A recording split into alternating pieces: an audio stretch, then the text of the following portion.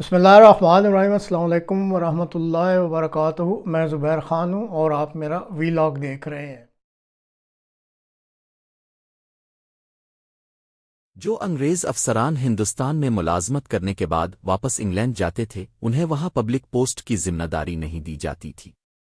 دلیل یہ تھی کہ تم ایک غلام قوم پر حکومت کر کے آئے ہو جس سے تمہارے اطوار اور رویے میں تبدیلی آ گئی ہے۔ اگر یہاں تمہیں کوئی اہم ذمہ داری دی گئی تو تم آزاد انگریز قوم کو بھی اسی رویے سے خراب کر دو گے۔ اب ایک واقعہ سنیں۔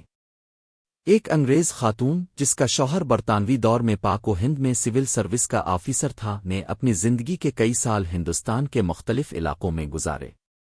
واپسی پر اس نے اپنی یادداشتوں پر مبنی ایک نہایت خوبصورت کتاب لکھی۔ خاتون نے لکھا، میرا شوہر جب ایک ضلع کا ڈپٹی کمشنر تھا، اس وقت میرا بیٹا تقریباً 4 سال کا اور بیٹی 1 سال کی تھی۔ ڈپٹی کمشنر کو ملنے والی کئی ایکڑ پر محیط رہائش گاہ میں ہم رہتے تھے۔ ہمارے گھر اور خاندان کی خدمت گزاری کے لیے کئی 100 افراد مقرر تھے۔ روزانہ پارٹیاں ہوتی، شکار کے پروگرام بنتے اور ضلع کے بڑے بڑے زمیندار ہمیں اپنے ہاں مدعو کرنا باعث فخر سمجھتے۔ جس کے ہاں ہم چلے جاتے وہ اپنی عزت افزائی محسوس کرتا۔ ہمارے ٹھاٹھ ایسے تھے جو برطانیہ میں شاید ملکہ اور شاہی خاندان کو بھی مشکل سے میسر ہوں۔ ٹرین کے سفر کے دوران نوابی شان و شوکت سے آراستہ ایک عالیشان ڈبہ ڈپٹی کمشنر صاحب کی فیملی کے لیے مخصوص ہوتا تھا۔ جب ہم ٹرین میں سوار ہوتے تو سفید لباس میں ملبوس ڈرائیور ہمارے سامنے دونوں ہاتھ باندھ کر کھڑا ہو جاتا اور سفر شروع کرنے کی اجازت طلب کرتا۔ اجازت ملنے پر ہی ٹرین چلنا شروع ہوتی۔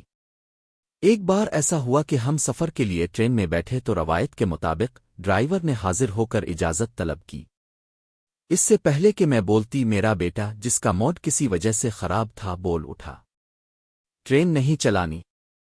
ڈرائیور نے فوراً کہا، جو حکم چھوٹے صاحب۔ کچھ دیر بعد صورتحال یہ تھی کہ اسٹیشن ماسٹر سمیت پورا عملہ میرے 4 سالہ بیٹے سے درخواست کر رہا تھا، لیکن وہ ٹرین چلانے کی اجازت دینے کو تیار نہیں ہوا۔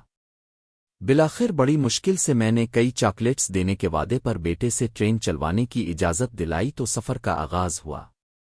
چند ماہ بعد میں دوستوں اور رشتہ داروں سے ملنے برطانیہ گئی۔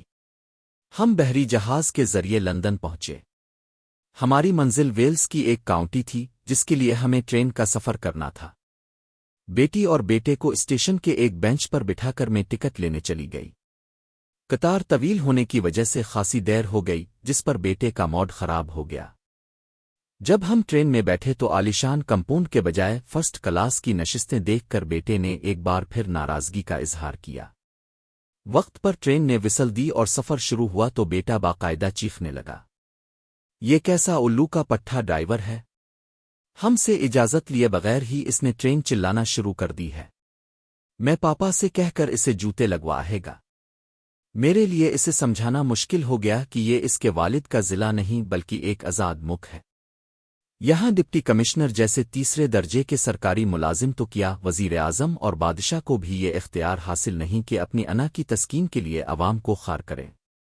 آج یہ واضح ہے کہ ہم نے انگریز کو تو ضرور نکال دیا مگر غلامی کو دیس سے نہیں نکال سکے۔